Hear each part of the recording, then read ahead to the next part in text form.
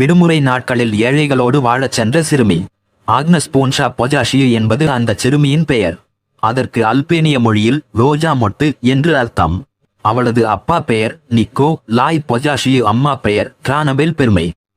இப்போது மாசிடோனியாவின் தலைநகராக இருக்கும் ஸ்கோப்ஜே அவள் பிறந்த ஊர். அப்பா அந்த ஊரின் அரசியல் தலைவர்களில் ஒருவர். ஆனாலும் ஏழ்மையான குடும்பம். ஆக்னஸையும் அவளது சகோதரியையும் காப்பாற்ற அம்மா தேவாலயத்தை தூய்மை செய்யும் தாதி வேலை செய்தார். குட்டி ஆக்னஸுக்கு அப்போது 3.5 வயது.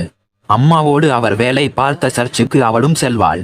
அன்று ஞாயிற்றுக்கிழமை பிரார்த்தனை கூட்டம் நடத்தி கொண்டு இருந்த தேவாலய பாதிரியார் பைபிளில் இருந்து ஒரு குறிப்பிட்ட பக்கத்தை வாசித்துக் கொண்டு இருந்தார். அது மிகவும் பழைய பைபிளாக இருந்ததால் பக்கங்கள் கிழிந்து இருந்தன. எனவே விரைந்து வாசிக்க முடியாமல் அந்த பாதிரியார் திணறினார்.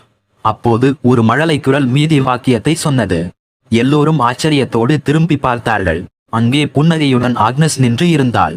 கேள்வி ஞானத்தின் மூலமே பைபிளின் பல பக்கங்களை அந்த வயதிலேயே மனதில் பதிய வைத்து இருந்தாள். அவளுக்கு 6 வயதாக இருக்கும்போது ஒரு நாள் ஒரு கூட்டத்துக்கு சென்றுவிட்டு வீடு திரும்பிய அவளது தந்தைக்கு பெரிய அதிர்ச்சி. ஆக்னஸை காணவில்லை. தான் ஊர்வலமாக சென்ற பாதைக்கு திரும்பிச் சென்று தேடினார். ஓர் இருட்டுச் சந்தில் ஆக்னஸை கண்டுபிடித்தார். அங்கே கண்ட காட்சி அவரை உலுக்கியது. கை கால்களில் காயம்பட்டு ரத்தம் வழிய வலியில் துடித்த ஒரு மூதாட்டிக்கு தனது ஃப்ராக்கை கிழித்து கட்டுகளை போட்டு கொண்டு இருந்தாள் ஆக்னஸ். இந்த பாட்டியம்மா ரொம்ப பாவம்பா, இவங்களுக்கு யாருமே இல்லை என்றாள். தனது மகளை வாரி அணைத்து கொண்டார் அப்பா. அந்த மூதாட்டியை ஒரு பொது மருத்துவமனையில் சேர்த்தார்கள்.